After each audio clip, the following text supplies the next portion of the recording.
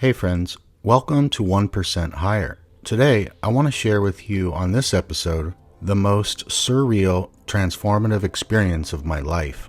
This isn't just a dream and it wasn't just imagination. What I went through felt more real than real life, geometrically more real, 100 times more real. And even now, part of me is still trying to process it. It's very hard to remember just how detailed it was, but while the experience was happening out of body, OBE, it was apparent that life definitely goes on after the body dies and the brain dies. Consciousness doesn't even miss a stride. So I was in my astral body, I believe my indigo ray body, 6th chakra body, which in the raw material is called the form maker.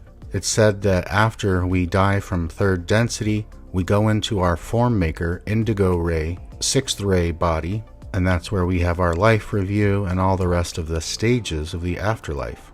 But getting into this out-of-body experience that was divinely orchestrated by a higher dimensional being that rocked my world, we have to rewind to 2022. Back then I had a powerful Kundalini awakening, one that cracked something wide open in me. The veil of forgetfulness began to lift, and for the first time, I could feel the interconnectedness of all things without psychedelics, the sacred thread of unity that weaves through this entire reality. A few months after this awakening, something extraordinary happened.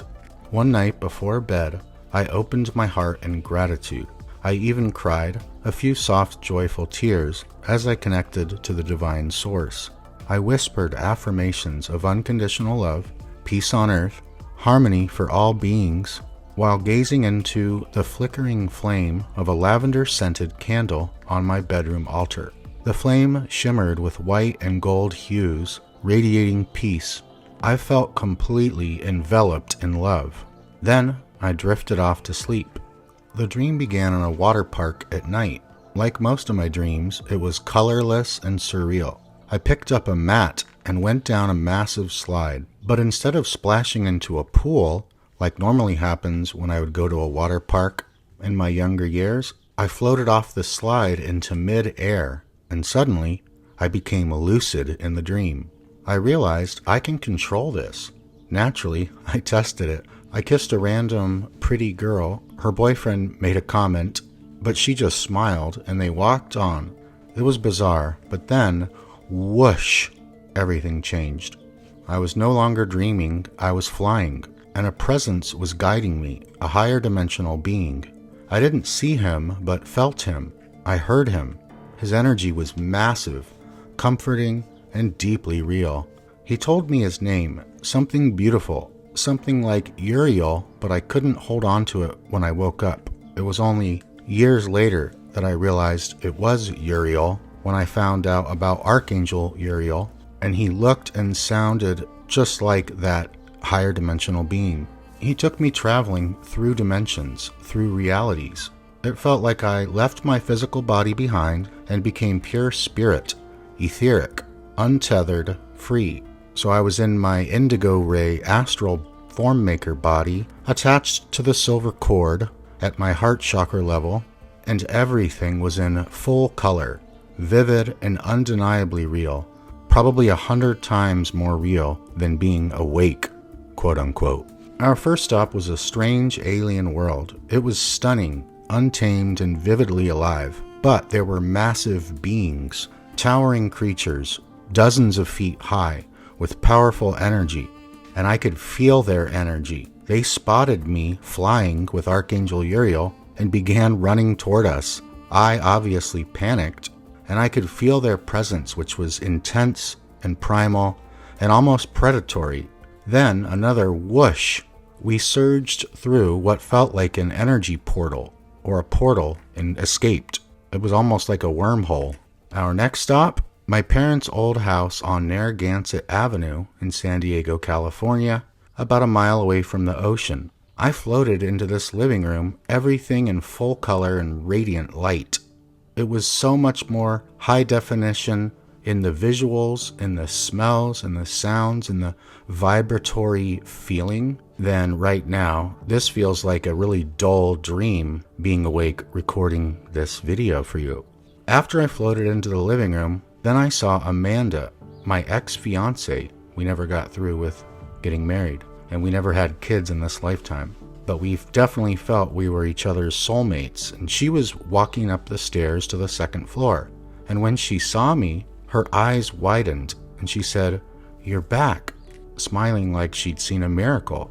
She looked different, fuller in form, more weight on her, but healthy weight, glowing with beauty, both physical and spiritual. She felt divine. She had a child with her too, a little boy, and somehow I knew he was mine, ours.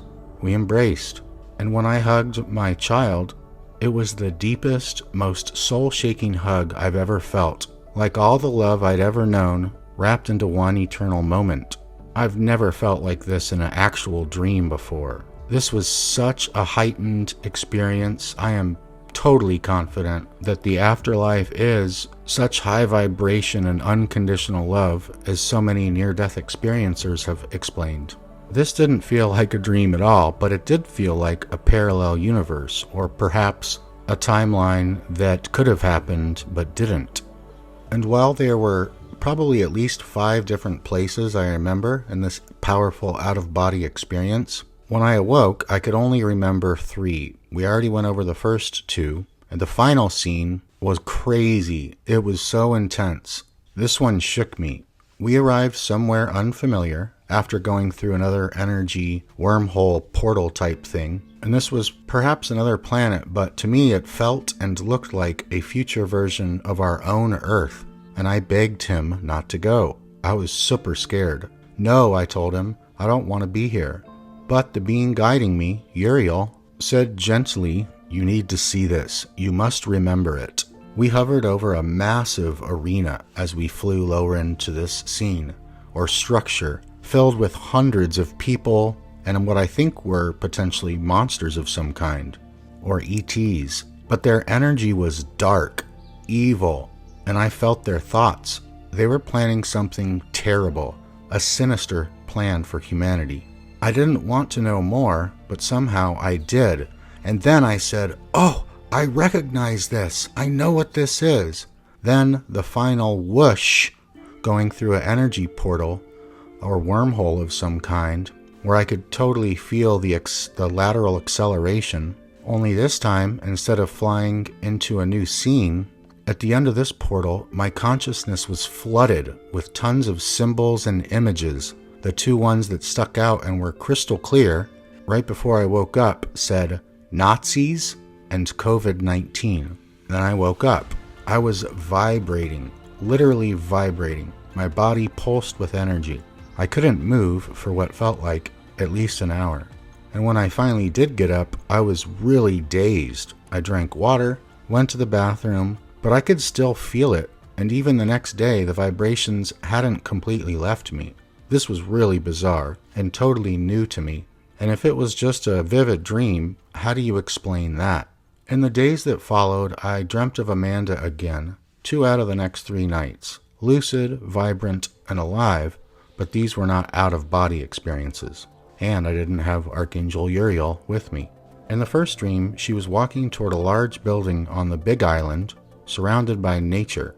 In another, she was hosting a gathering at her home, and I came to pick up Willow, my daughter, who she was almost a stepmom to, and for some reason I couldn't walk straight. I kept tripping. Make of that what you will, but this journey, it changed something in me, permanently, and I felt that it was for sure divinely orchestrated as a part of my awakening, and I will never be the same. Thank you so much, my friend, for listening. Let me know in the comments if you've ever had an out-of-body experience or something else that defies explanation. I believe that we're all waking up together. Subscribe if you're new here and you want to continue following this channel. Take good care of yourself, and I'll see you on the next episode.